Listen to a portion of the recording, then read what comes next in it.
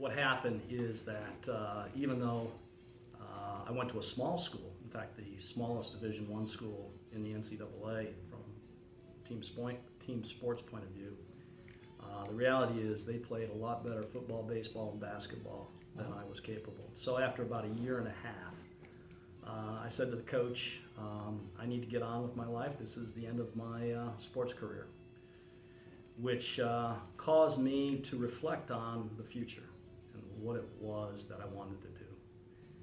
And that led me to the NCAA back-to-back golf coach, Jesse Haddock. Jesse's got to be about 90 years old now, going strong, but he was a family friend. And so I went to Jesse and I asked him if he could give me some career advice in becoming a sports agent. And Jesse said, I can't, but I know someone who can.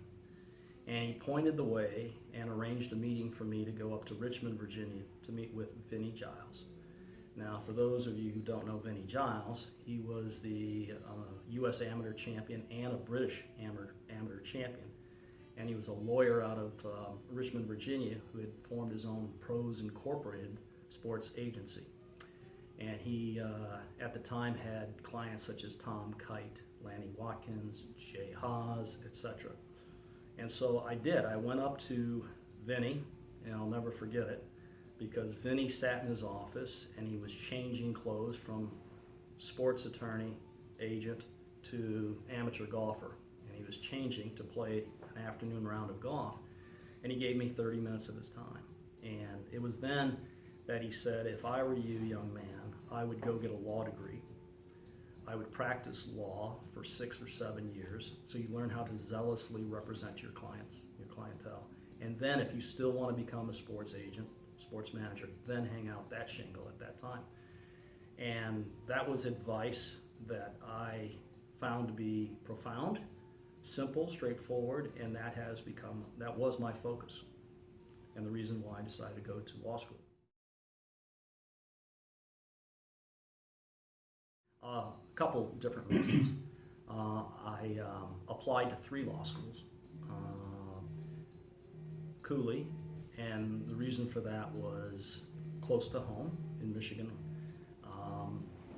a education on their emphasis on practical knowledge and flexibility in programming, and then the third choice was Wake Forest.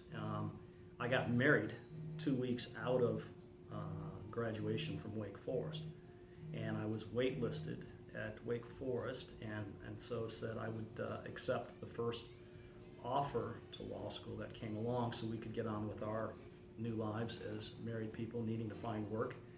And so when Cooley accepted me, I was overjoyed.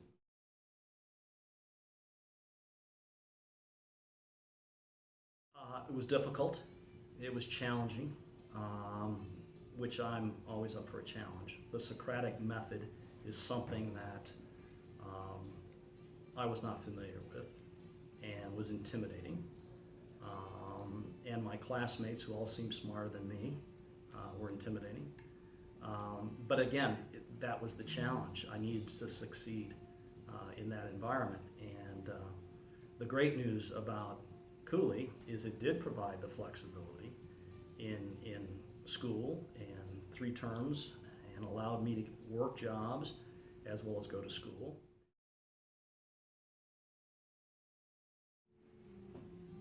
I've always been attracted to teaching. That'd probably be my second attraction after sports and the business side of sport. And now as I'm wrapping up a career, 5 to 10 years, I look out and the next chapter I think would be to teach. And as you said, that I've had a number of experiences across all facets of the sports area, both internationally and domestically. And there's not a lot of guys who can say that. And I think I have a lot to offer in these emerging sports programs that are seemingly now at every university. And so college teaching is something that I am absolutely intrigued by. Well, I would say the Cooley Law degree as you look back at my career, especially the first half, was indispensable, if you were to use one word.